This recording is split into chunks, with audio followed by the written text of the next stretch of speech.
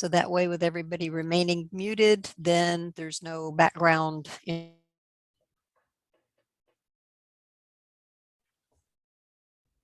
We're going to do this one a little bit differently. Usually we do the presentation and then a chat session at the end of that. But Dottie said that she would be fine with people raising your hand.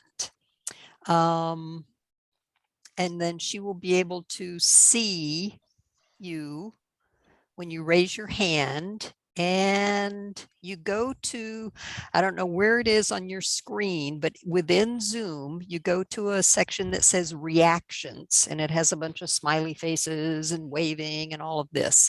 So you find reactions. On mine, I go to more, and then there's a drop down screen that has all kinds of things. And one of those is reactions. So if you click on reactions, the only thing that's written out, it says raise hand. So if you have a question for Dottie during her presentation, just raise your hand this way and she'll be able to see it. And then she'll will ask you to unmute yourself at that time and ask your question. And then she'll be able to answer it, and then you can mute yourself back. And then next person, same thing. So the way her presentation is set up, it's she said she doesn't mind being interrupted in the, during the presentation. So just do a raise hand and ask your question. Just sort of a real quick introduction to ProOrganic. You can find all kinds of information about ProOrganic Belize on our Facebook page. We also have a Facebook group for discussion, and our website, which is pro-organicbelize.org, is a wealth of information. Karen has done such an awesome job with that. It has how to get pesticide-free produce, how to get on the weekly list for that, which is there's a pickup at Hody's on Friday mornings in San Ignacio, or in Belmopan at the Blue Moon Market. And there's our farmer that delivers this, picks it like the day before, and he is certified pesticide free from ProOrganic, which is very important these days. You can also get information on the website about all the speakers that we've had for so far this year, as well as all of last year, 2021. So if you weren't able to attend any of those speaker meetings, you can go to the website and then view them at your leisure. So they're all posted on there. Just click on the photo or the link and it'll bring up the recording. And we've had some really awesome speakers this last, year plus. Before that too, but especially this last year. It's the advantage of doing it via Zoom, because we can get people from all over the country to do talks. In one presentation, the lady was even in Taiwan. So some advantages.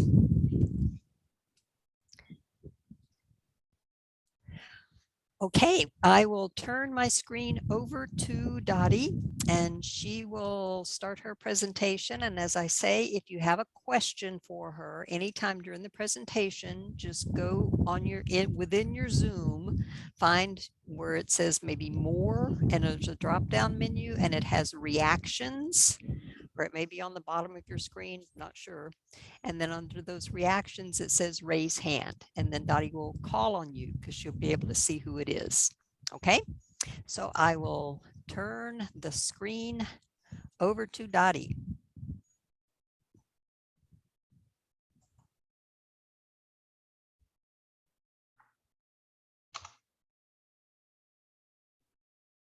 Okay, question. Can everybody see it? Yes, ma'am.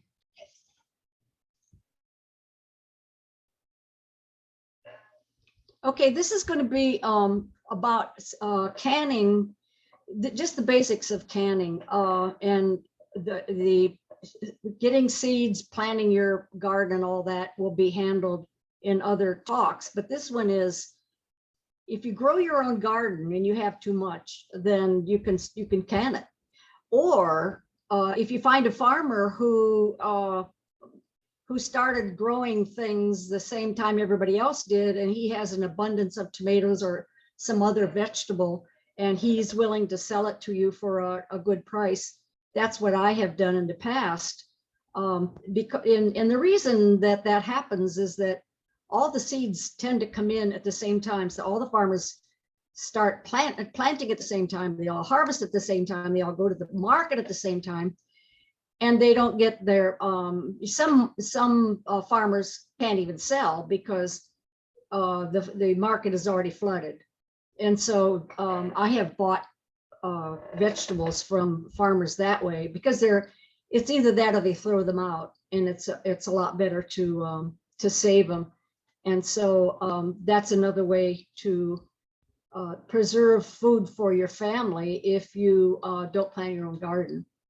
I come from a large family, and we had a large garden, we had a large harvest, and we had large canning sessions. And so our fruit cellar was always filled with food that we had for the rest of the year. So I've been involved in canning, helping my mom, plus doing my own for many, many years. Okay, let's get going with what the basics are. The first one is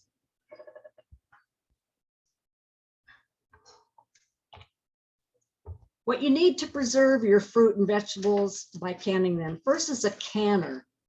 There are two kinds, pressure canner and a water bath canner. Now, the reason that you need a canner is you need the heat to destroy the bacteria and the enzymes and molds and yeast, but you also need the heat to seal your jars.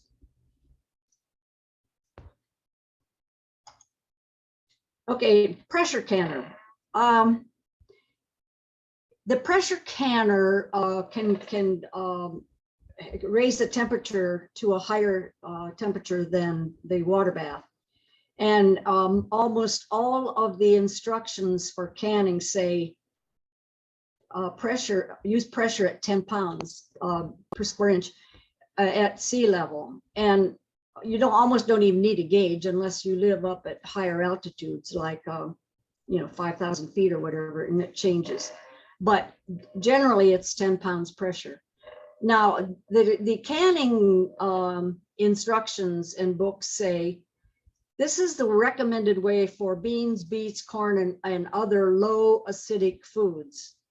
And I looked online to find out what they would cost if you would buy it online. And I found out that the price ranges between $300 and $600 Belize. So it's a pretty expensive way to do it. You might be able to buy them locally, and I don't know what that price is. But generally, the size you want is a 22 quart capacity, because that holds 7 quart jars. But it's pretty heavy. It weighs 10 to 15 pounds. The one that I use is this water bath canner. And I've had this one for many years. It's the same kind that my mom had. Now this one, the temperature is only 212 degrees, and it's recommended for fruits, tomatoes, and other acidic foods. But I use it for green bean. I use it for everything. I don't have a pressure one, and I have never had a problem.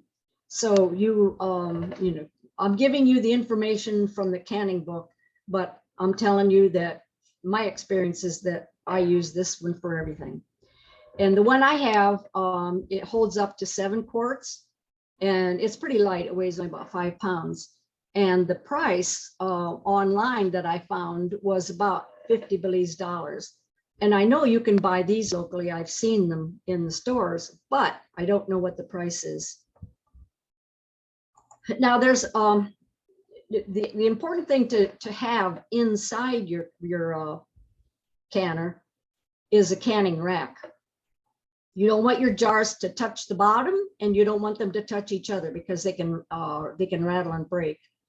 And this rack, notice that the handles have that jog in them that rests the rack on the side of the canner. So you can put your jars in, and then you lower it into the water that way. And you can see how it holds 7 jars, 6 around the outside, and then 1 in the middle. And they're all, and they never touch each other. Now there's another way that you can you can actually can, and I have done this when I want to do only a single quart. Like a couple weeks ago, I had an abundance of green beans from someone, and I didn't want to freeze them, so I wanted a can, and it was only one jar full, 1 quart. So I got this thing out, and it's this one has a rack in it, and it's usually used for steaming clams or steaming asparagus or something. But the important thing is, if you use something like this, make sure that it's higher than your jar, so that you can cover your jar with at least 2 inches of water when it's boiling. And then what you should probably do is put a folded cloth or something down at the bottom, so because you don't want it to touch the bottom. Now mine has a rack, so I don't have to worry about that. But if you have a similar shaped pan and you want to use that one, then it's best to put a folded cloth underneath so your jar doesn't touch the bottom. But you can use this like a regular water bath canner, and you use the same boiling times as a water bath canner. Okay, now the next thing you need are jars. Now there are 2 kinds. One is called wide mouth, and it's a 3 1/4 inch diameter opening, and the regular is 2 1/2 inch diameter. I know Beth she prefers the wide mouth for everything. I generally use a wide mouth for something big, like in the States, I used to do whole tomatoes, and they, instead of squishing them into the regular jar, I would use a wide jar, wide mouth jar. Where the jar starts to go, flange out, I call that the shoulder of the jar. And that's important because when you pick them up out of the water, that's where you grip them underneath that lid.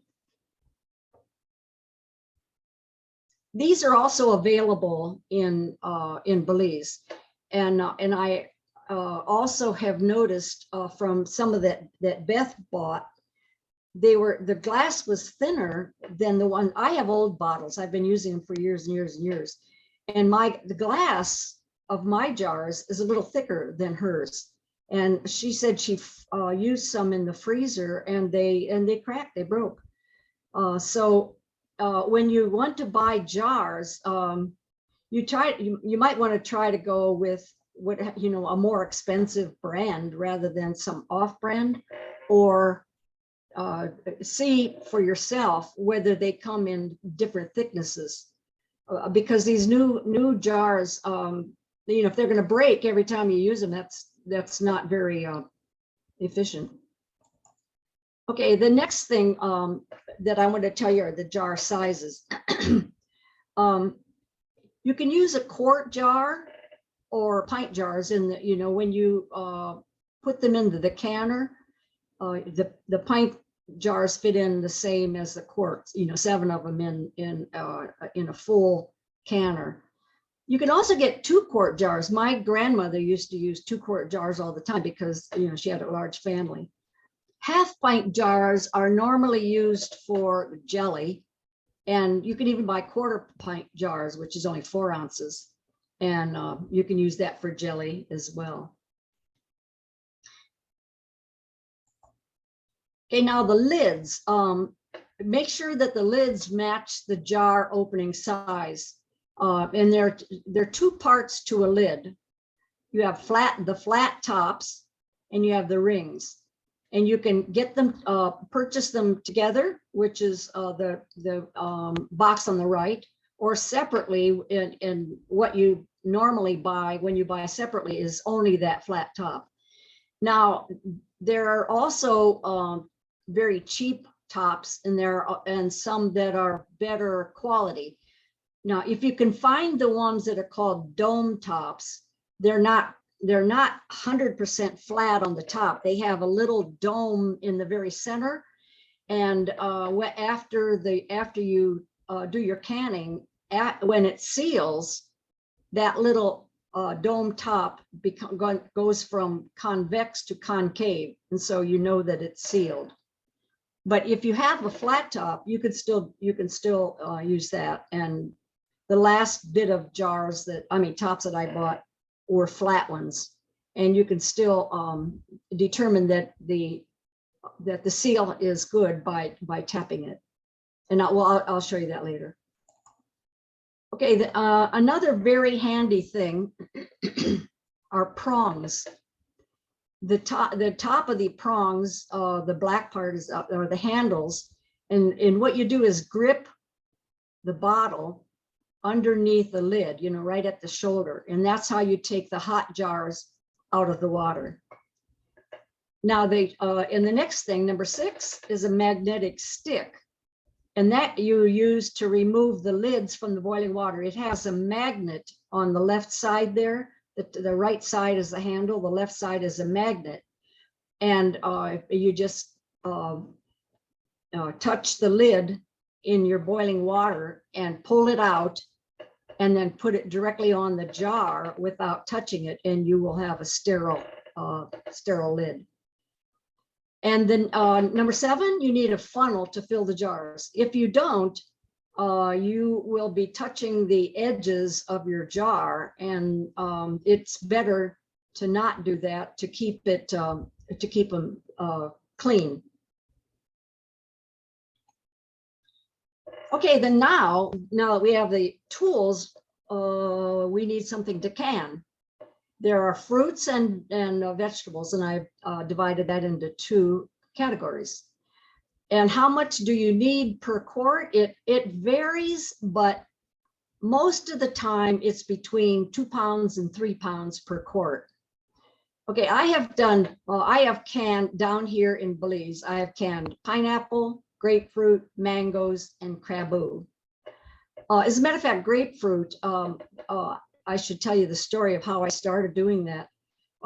Before our road was paved, it was the world's worst road, and we lived near a citrus orchard. And one time I was following this huge semi that was full of grapefruit, and the sides were not high enough for that grapefruit that was piled in there. And so every time he went over a bump, he would lose a grapefruit. And every time he lost a grapefruit, I got out of my truck and picked up that grapefruit. And that day I picked up 55 grapefruit. Okay, now that's a whole lot of grapefruit. What was I going to do with it? Well, I canned it. So you can can, and I love canned grapefruit. So that was my experience canning grapefruit. That's the reason I canned grapefruit. Okay, now for the vegetables, you have 2 kinds. You have the acidic and the low acid vegetables. For acidic vegetables, you need about 2.5 to 3 pounds per quart, and that can vary also depending on how juicy they are and whatever. But I have canned whole tomatoes, cut up tomatoes, tomato juice, spaghetti sauce. And I have not done sauerkraut. I normally do sauerkraut by cutting up the cabbage and layering it with salt in a jar and just leaving it sit until it's fermented. But you can can sauerkraut as well. But the amount that you need per quart is, I got this from the canning book. So it's better to have more jars ready than it is to have not enough jars and have all that fruit or vegetables ready to go into something. So usually it's a good thing to have a few extra bottles ready in case the amount of food that you have to can is a little more than what you expected. Okay, these are the low acid vegetables. In green beans, now see how this varies. Green beans, you need 3 to 5 pounds. Carrots, 2 to 3 pounds. Beets, 2 to 3.5 pounds. Corn, 3 to 6 pounds. And okra, 1.5 pounds. Squash, 2 to 4 pounds. And potatoes, 2 to 3 pounds. So you can see that it varies quite a bit. Okay, my experience down here, I have done green beans, carrots, beets, and okra. And so I can answer specific questions about that, but the rest of it I have not canned here, but I do have instructions for all of these. And I was surprised once when we visited friends at Spanish Lookout that they canned potatoes. I had never heard of canning potatoes because in Ohio, where I come from, my grandfather used to store them down in the cellar where it was dark and damp, and they just lasted all winter. But you can't do that here in Belize. So the people in Spanish Lookout and Deborah Harder also, they can potatoes. Okay, for now that's the categories of fruit. Now specifically what goes into the jar. If you're doing fruit, you need syrup. And it's been my experience that 5 cups of syrup can fill about 3 to 4 quarts of fruit. And I use only the light syrup, where you use 2 cups of water, sugar to 1 quart of water, and that yields your 5 cups.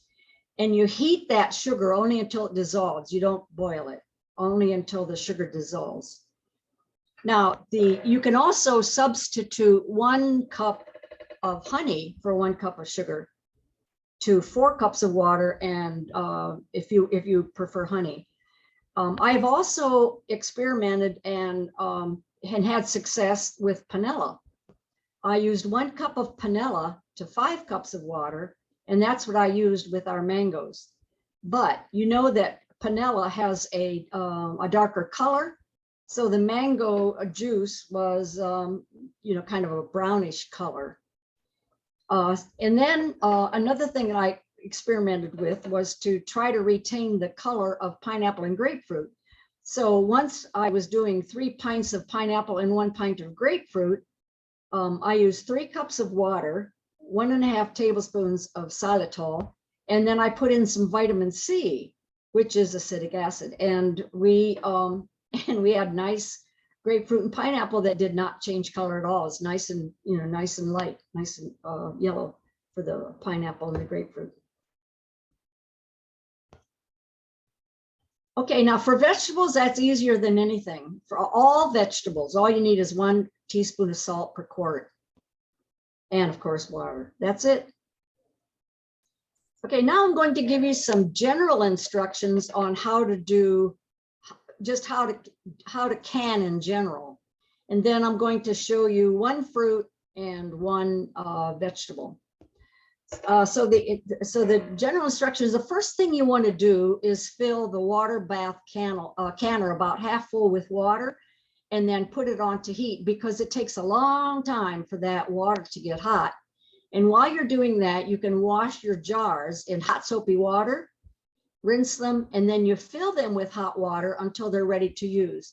And the reason you do that is that you don't want to risk putting really hot stuff into a cold jar, because it might crack the jar. So if you you want to keep everything hot. Your ingredient, the food that you're canning, your jar, and the water that it goes into, everything should be hot. So while after you wash the jars and fill them with hot water, then you prepare your fruit or vegetable to be canned. And then the next thing you want to do is boil the lids, not the rings, but just the flat part, for about a minute to sterilize them. And what I do is I put those in the water and let them start boiling after the fruit is prepared, just before I'm ready to put the fruit into the jar. But all of this has to be done pretty rapidly. You can't let a lot of time go between. So that's why I say don't waste any time between the steps, because you want everything to be hot. So then, after all your things are ready, now use the funnel to fill the jar with food. If you use the funnel, then you're not going to get your ring messed up with food. It'll stay clean. And then you cover that food with boiling water or the syrup. Water if it's vegetables and hot syrup if it's fruit. And then you leave about a 1/2 inch headspace. Now, the instructions say that you should leave, for low acid vegetables, leave 1 inch headspace, not a 1/2 inch. So you need to leave a little bit more space. But I generally fill it up to the shoulder and not past that. And that seems to be, that's been successful for me. And then you take a rubber spatula and slide it down around the edges to make sure that there are no air bubbles and to make sure that all that food that you just put in there is packed in there nicely. Now, if you've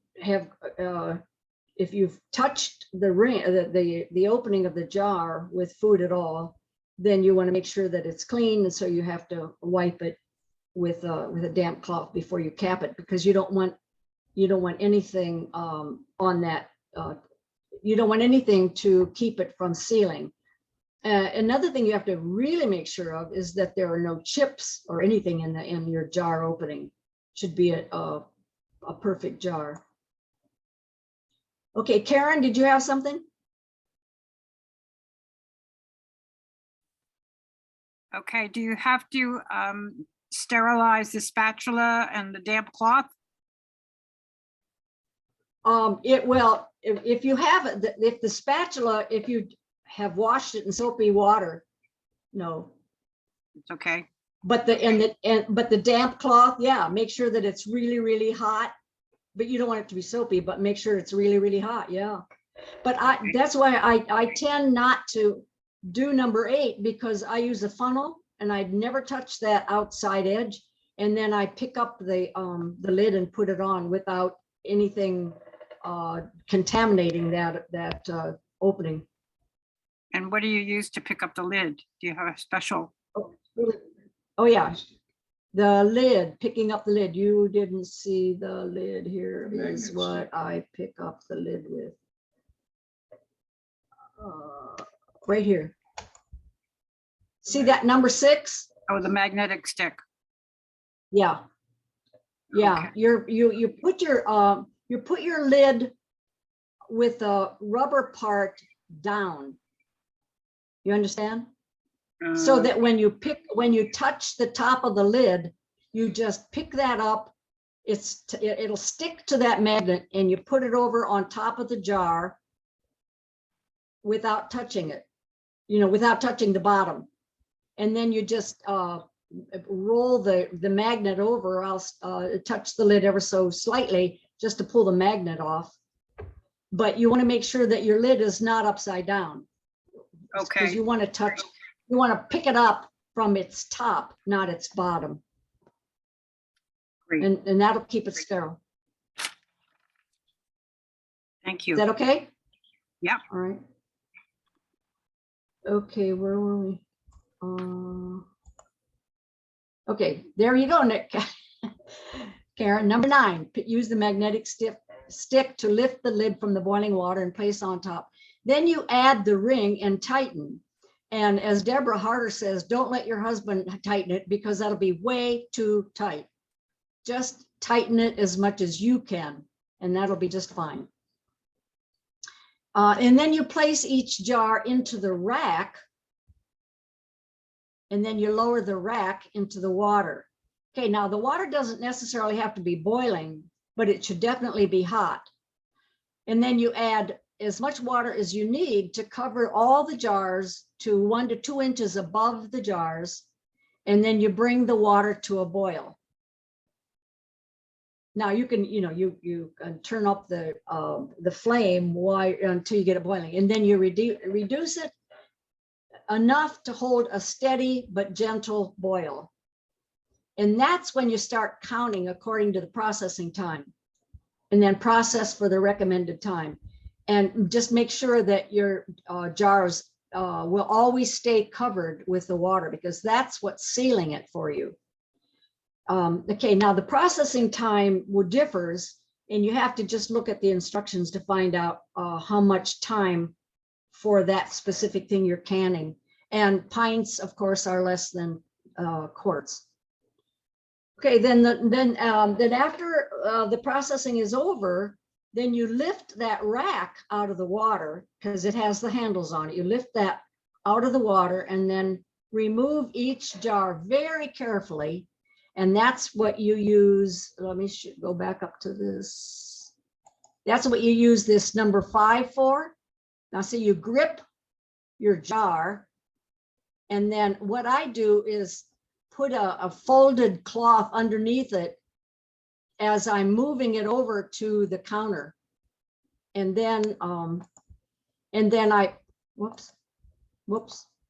And then I put it on a towel on the counter. So when I pick it out of the jar, I put something underneath it just so I'm not dangling it, from that grip. I just don't want to drop it. So I normally put like a hot pad or a folded towel or something like that. But in the meantime, I have a folded towel on my counter. And then I very carefully take this over there and gently set it down. And then when you bring the second one over, make sure these jars don't touch each other. And you have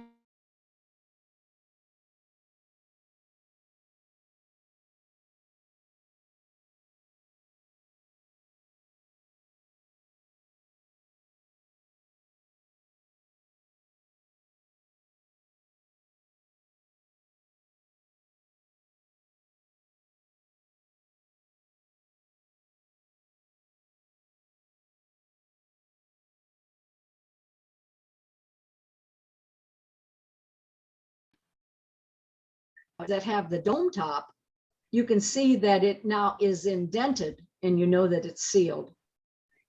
But I usually hear a pop when they seal. They pop pretty loud. So when they and sometimes they pop within a minute or two from the time you take them out, or up to an hour or two later. But most of the time they pop, I mean, you can hear it really loud within, like the first half an hour or so.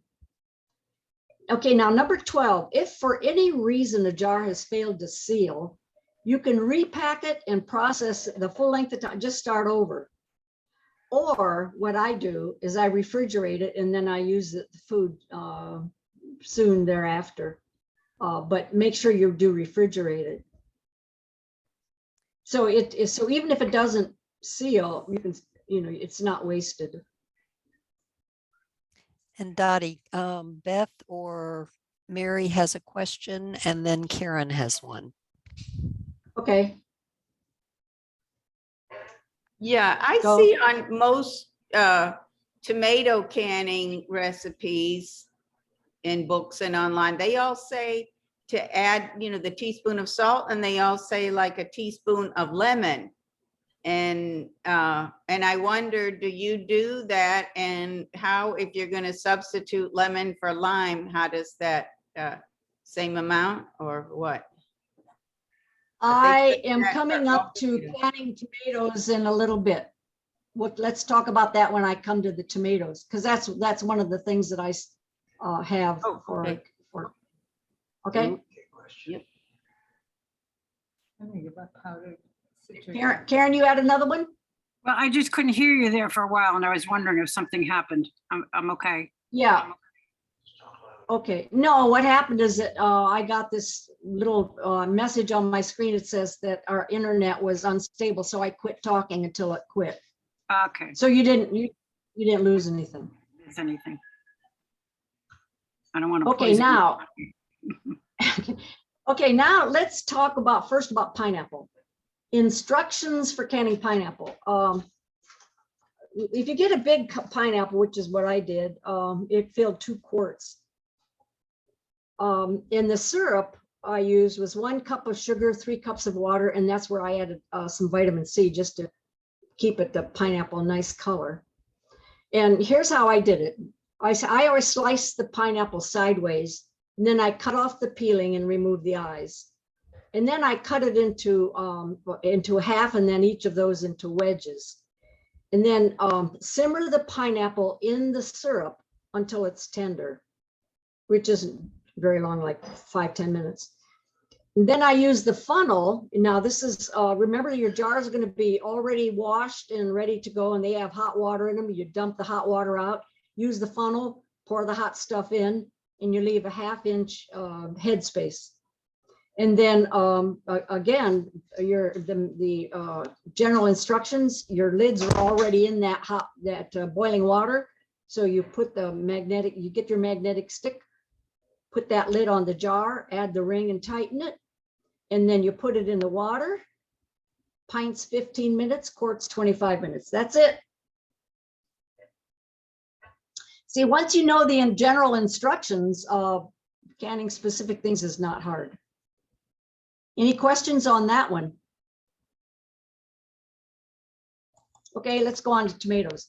This one is for whole tomatoes. If you're doing something like spaghetti sauce, of course, you cook that first. So this one that I'm telling you about right now is just really for whole tomatoes. Okay, use only tomatoes that are firm and ripe. If they have any blemish on them, they're a little harder to use. And if they have like soft spot or stuff, you don't want to mess your whole jar up with a bad tomato. So just pick your best tomatoes. Now, then you put on a big pan of water to boil, and it has to be boiling, and it's enough to cover some tomatoes. And it depends on how many tomatoes you are doing totally. But if you do them, I usually use a pan that's the same size as my canner. And I fill it about half full, because when I fill that with tomatoes, it goes pretty much to the top. So after I wash the tomatoes, then I put them into that boiling water, and I scald them. And I scald them until the skin splits. That usually takes it depends on how thick the skins are. It usually takes about 10 minutes or so. And then I use a big strainer spoon, and I lift each, the tomatoes out, and then I transfer them to a big bowl. And then I run cold water on them, and then dump that off quick, because you don't want to, you don't want to, get rid of the juice. But they're also hot to handle. Now, sometimes I don't run cold water on them, and I just and I use a fork to handle them instead of running that cold water on them. But what you have to do is cut out the core, especially here in Belize. You have to cut out that core and the green spots, and then the skin just slips off. With the variety of tomatoes that I was canning in the States, you never had to cut out the core. It was not an issue. And I never had any green spots. So it was a matter of just slipping the skin, and it comes right off. And then you use a funnel, and then as you do each tomato, you put it right into the jar. So you don't collect them anywhere. You just start putting them into the jar, and then press them as you add them. Or, after you add a 1/3 of them in there, then start pressing down, because you want to fill all that space. And as you press down, you're making juice, so you don't have to add any water. The tomatoes they make their own juice. And then you leave it a 1/2-inch headspace. And what I do is add 1 teaspoon of salt for each quart. I have never added any lime, never added any lemon. And I've been doing tomatoes for many, many years. Never had a problem. And then I use that magnetic stick to put the sterile lid on the jar, then add the ring and tighten. And the processing for pints is 35 minutes. And quarts are 45. So you notice that for tomatoes, I'm doing it longer. And if you go 50 minutes, that's okay too. And then you lift them out and do the rest according to those general instructions that I had.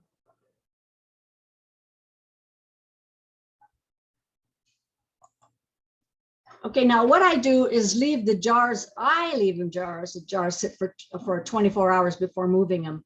The instructions normally say just 12, but no, I just wait for the next day. And then I take the rings off and use them, and then I put the label on the top. so that I usually put just the date on them because it's obvious what's in the jars. But you'll notice in the front are, on the left front are pineapple, and the two jars in the back are mangoes. And then the pint jar in the front is craboo. And then in the jar in the back are pickles. And the others are jelly. And I wanted to make jelly out of what they call blackberries here, where that look like cherries. And I wanted to make jelly out of them, but I didn't have enough pectin, and so it turned into syrup. So I have blackberry syrup that I use on, we can use them on pancakes and ice cream and whatever. But we bought some of that black cherry jelly in the store, and it was $11.25 or something like that for that much, you know, for one pint. So if you can make your own, you're saving yourself a lot of money. Okay, now what we're going to do is start a new tab on the Belize, the Pro Organic Belize website. Karen already started one, and we're going to have instructions for canning other things, vegetables and fruits, and we'll have a new one for each month. And I think the first one that we had was okra. And I sent one to Jenny on how to do pickled beets. So stay tuned for Pro Organic website and start looking for the canning of other vegetables. I'm not going to give all the specific instructions that are covered here in the general instructions, because that's basic to anything you do. So the instructions will look more like what I did here. Okay, that's it. Now we can have questions. I think I made pickles too. Pickles are always. So Dottie, a question on the tomatoes. I'm just kind of Huh? jumping in here. On the tomatoes, if you run cold water over them in order to work with them, then don't you have to be careful? Yeah, what you have to do, you have to be really careful. That's why I don't like to do it. I would rather stick a fork in it and work Yeah. with them that way, because you're losing a lot of juice.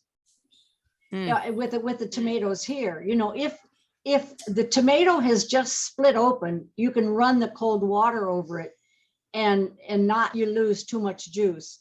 But they don't split open at the same rate. So some of them are barely split open, and other skin is really split open, and so your tomato is exposed. Well, I don't want to lose any of that juice, so I normally stab it with a fork and try to work with it that way.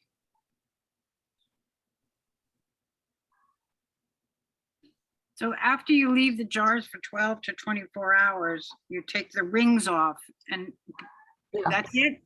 I mean, you just put them on the Yep. shelf without the rings? Yep, Because they're sealed with a, you know, with a, that's right. okay, so you don't They're need the totally rings sealed. on for sure. That's correct. They are totally sealed. What's the ring just holds that top on to seal it. So once Right. it's sealed, you don't need the ring anymore. Okay, and then is it hard to get it off, or, you know, like when you want to use this The stuff? ring? No, it's not. The only way it would be, Karen, the only way it would be hard to get off is if some of it leaked out a little bit and made it sticky. And that does happen, but it's still sealed, in which case just leave the ring there. Okay, great, thank you, thank you, thank you. You're welcome. You're welcome. You're welcome. Okay, any other questions? My hand is up. Mhm. Hand is up. Didn't you see my hand? Mhm. Oh, yeah. So they saw you sitting over there. So Beth or Mary, go ahead and ask your question. maybe my hand doesn't show up against the background of my ceiling. Yeah, I saw online, but I haven't tried it. And it said like, if you are harvesting your tomatoes and, you know, you don't have like 20 pounds to can, but you have a few pounds and then a few days more, you have another couple pounds. It said that you could freeze them in a Ziploc bag and then take them out and put them, you know, plunge them in the hot water. And it said, you know, not even boiling water, just, you know, hot water in a pan in your sink. And it said that the skins would immediately come off. I saw that on a couple sites, but I haven't done it. I'm waiting to find some cheap tomatoes and try it. Yeah, that would work, Beth, because when you froze them, you got rid of the bacteria and the enzymes and all that other bad stuff. The freezing did it. So the only thing you have to worry about then is sealing, make sure it seals. You know, I was going to say also that sometimes when I cook potatoes, I always save the water. And usually the water, the potato juice is, you know, boiling hot. And I'll pour it into a clean jar and it seals. And the jar is one of those kind that have a rubber around the inside. If you turn it over, you'll see that around the outside edge of it is rubber. And one jar like that is the one that comes a quart of olives. You know, there are a lot of those that you can reuse, but not for a long time, I guess. I don't know. Anyway, it has sealed my potato juice a lot. Okay, Karen? Yeah, so you can reuse the flat part, but how many times? can you- No, I never use, I never, maybe you can, but it's risky and it's not worth it. Okay, so don't use the flat part again. No, only the rings. Okay.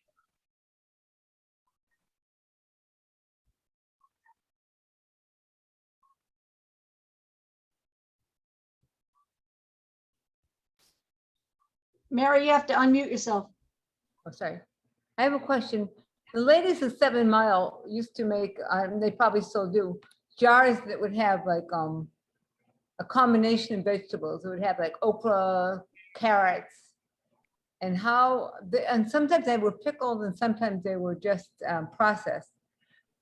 But how do you adjust for the right amount of canning if you have 3 or 4 different vegetables? Just do it on the highest one?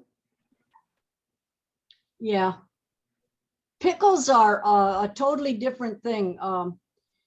The instructions for pickles are, you know, if you want them to be crispy, you have to soak them in lime. I mean, Beth is the pickle maker. She'll have to give a presentation on canning pickles because she really knows how to do it. But you know, another thing those 7 Mile ladies do, I gave one of the ladies all the extra jars we had that I thought would seal again. They're not regular canning jars. They're the stuff that we got olives in and other things that I thought would seal again. And sure enough, they did. And what this lady did was she makes salsa. And so she cooked her salsa, she made her salsa and put them in those jars and sold them right there in 7 Mile. But see, those people are eating them within probably weeks. They don't store them for a long time. So I think that's viable for them because, you know, it's not a long-term it's not a long-term storage.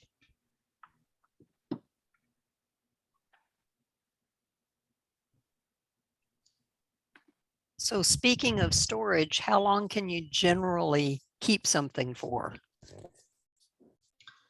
You know, that's very interesting. I'll just tell you, my mom canned forever, you know, and after she died, there were a lot of her things left over, and they were still in the fruit cellar. And when we were going through their things, you know, all the stuff in the fruit cellar was all dusty and everything. Well, my sibling said, "Oh, we're gonna have to throw all this out," and I said, "No, I'll take them." So I took them, I brought them down here to Belize. They had been canned for at least 15 years. Opened them just fine, thank you. So I don't know what the length is. I can tell you that we were eating things that my mom had canned 15 years prior to that, and they were still good.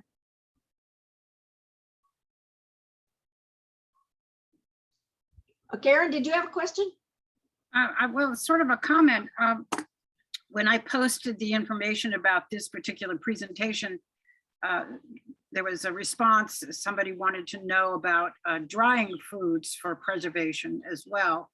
And, you know, there are other methods, freezing, drying, and pickling different fruits and vegetables.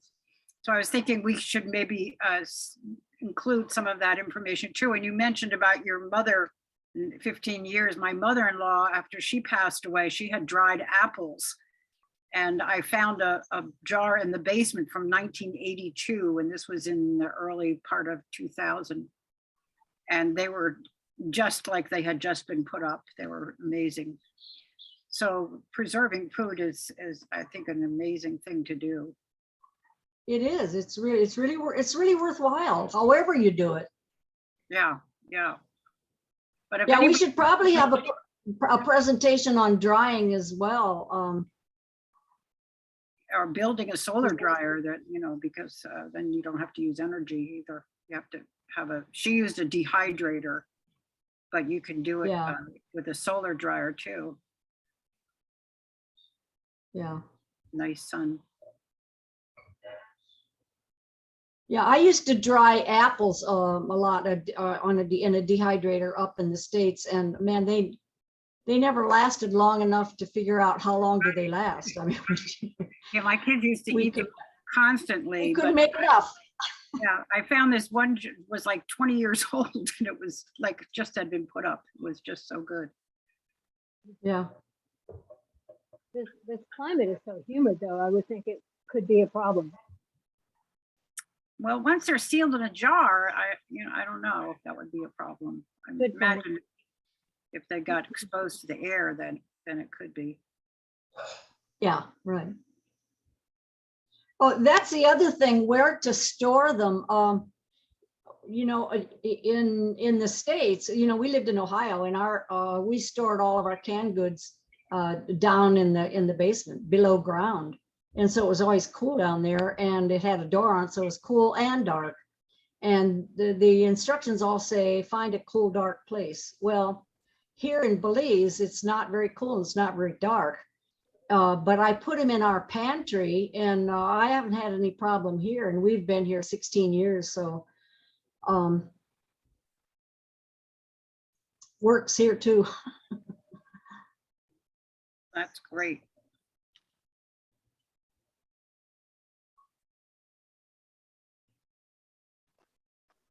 I dried some mango and some plantain, and one of them was fine after a couple of years, but the other had a very off flavor. It just tasted stale or something. And when you maybe dried them, did you dry them any differently? I don't remember now. It was a few years ago. Vacuum Oh. sealing them probably would have helped. Yeah. I think drying fruits is an open market opportunity here in Belize. Beth and I met some people down south who were doing it, and they couldn't keep up with the demand. Now, I don't know ever what happened to that company, but they could not keep up with the demand, and I have not seen anybody pick up from there. So that, to me, is a real opportunity for somebody who wants to make money here in Belize. Yeah. Value-added products, they can do so much with. Yep, Beth. Yeah. Okay, yeah, that guy was Jack something. He was English, and he was also making solar fruit dryers. And we have an article in the Ag Report. If you go to the index dot he made, You can look up, I don't remember his last name, but it was Jack something, and he sold mostly in the South, and he did mainly mango and bananas. And yeah, he just couldn't make it fast enough, but he was, I mean, he would show anybody how to do it, but I don't know if he's still around because he was, you know, he was 65 or 70, what, 8 or 10 years ago? So I don't know if he's still doing it, but Jack something. I remember them, they had screens on them. There were layers. You put the layers and you put the screen on top. There's like wood on the outside. I just remember it was on page 3 because we put it in What the a front, memory. but I don't remember his memory. name. Hmm. Okay, Jenny, I think we'll turn it back over to you. Okay, will do. If you'll stop sharing your screen. Okay, stop share. There we go. There we go.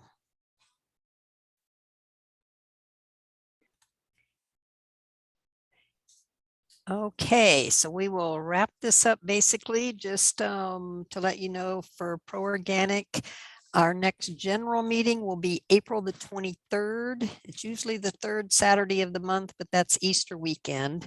So, and this will be our annual general meeting. So anybody who is a paid member is most definitely invited to attend.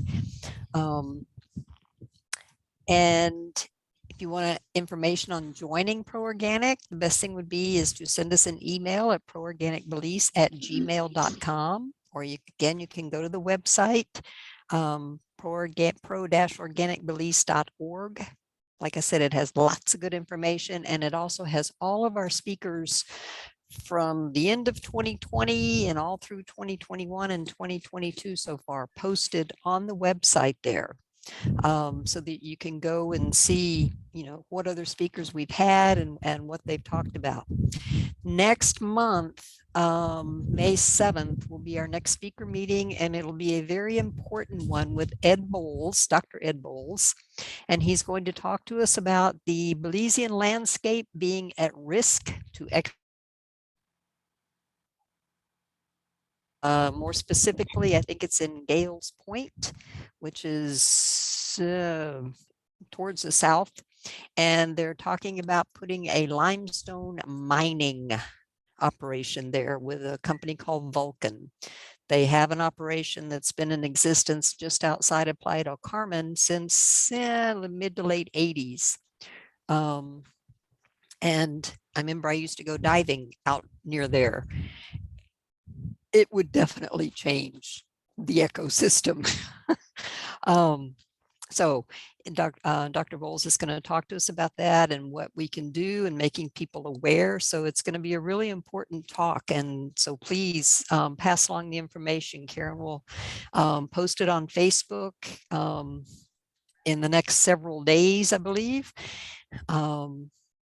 And so please be aware of that and pass along the information for anybody to attend to get information on how we can prevent this exploitation from happening.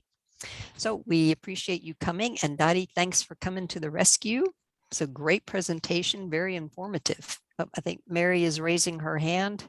Okay, her finger. All right.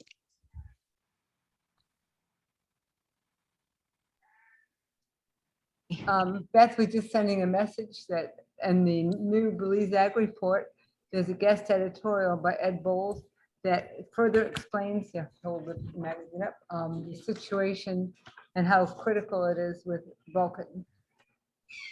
And I just wanted to say a quick announcement that on May 14th, Pro Organic Belize is having a yard sale, and the yard sale will be at Hody's. It's not just a yard sale, but it's a plant and seed sale.